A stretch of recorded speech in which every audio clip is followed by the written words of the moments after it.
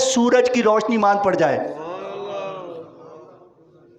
اور حفاظ کرام کے خوش نصیب والدین جب روز محشر چلیں گے تو ان کا ایسا پروٹوکول ہوگا کہ بہت سے لوگ اس غلط فہمی میں ہو جائیں گے کہ شاید یہ کسی امت کے نبی ہیں.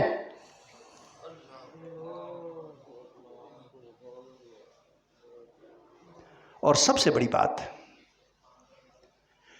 قرآن مجید فرقان حمید جملہ علوم کا جامع ہے، مگر یہ کسی خاص علم کی کتاب نہیں ہے، یہ سائنس کی کتاب نہیں ہے. سائنس بھری پڑی ہے اس میں. اس کی پہلی آیت سے لے کر اقرأ بسم ربک الذی خلق، خدا کی قسم جس کے قبضہ قدرت میں میری جان ہے، ہم سب کی جان ہے، میں بغیر کسی خوف تردید کے کہہ رہا ہوں اور خدا کی قسم کھا کر کہہ رہا ہوں کہ قرآن پاک کی اس پہلی آیت پر پوری دنیا مل کر اپنی ریسرچ مکمل نہیں کر سکے. اقرأ بسم ربک الذی خلق، پڑھ اپنے اس رب کے نام سے جس نے اس کو تخلیق کیا ہے. آج تک تخلیق کی وسعتوں کو نہیں پا سکی پوری سائنس مل کر، اور اس کی تحقیق کیا کرے گی؟ خلق الانسان من علق اقرأ وربک الاکرم الذی علم بالقلم علم الانسان ما لم یعلم. اور پھر یہ دنیا کی واحد کتاب ہے جس نے یہ اعلان کیا ہے، اللہ اکبر، دنیا میں کوئی کتاب، میں نے بہت کم کتابیں پڑھی ہیں لیکن جتنی کتابیں میں نے پڑھی ہیں الحمدللہ رب العالمین، ان کی تعداد سینکڑوں میں نہیں ہزاروں میں ہے. ہزاروں میں. وہ ہزاروں کتابیں اپنی جگہ پر. میرے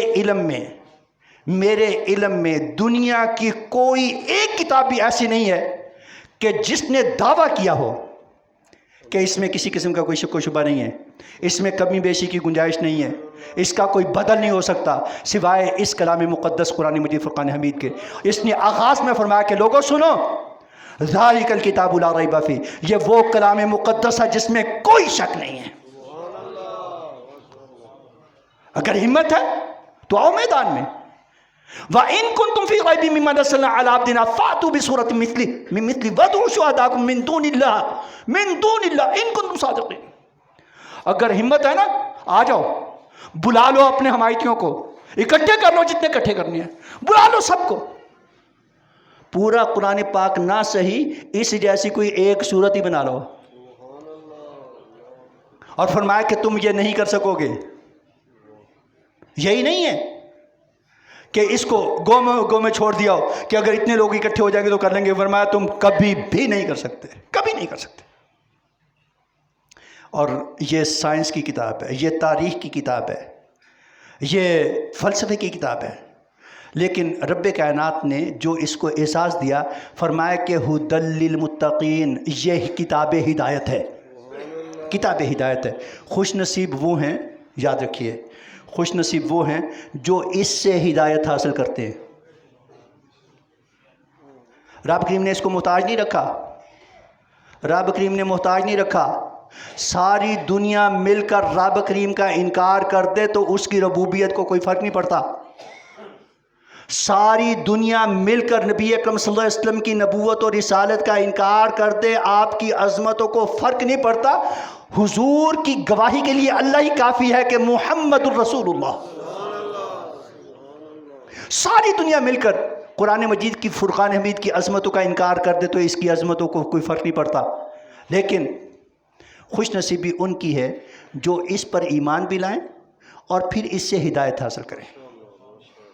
ہمارا انفرادی اور اجتماعی بربادی کا، پریشانی کا، ذلت کا، رسوائی کا، ترباہی کا سب سے بڑا سبب یہ ہے کہ ہم قرآن کو تو مانتے ہیں مگر قرآن کی نہیں مانتے.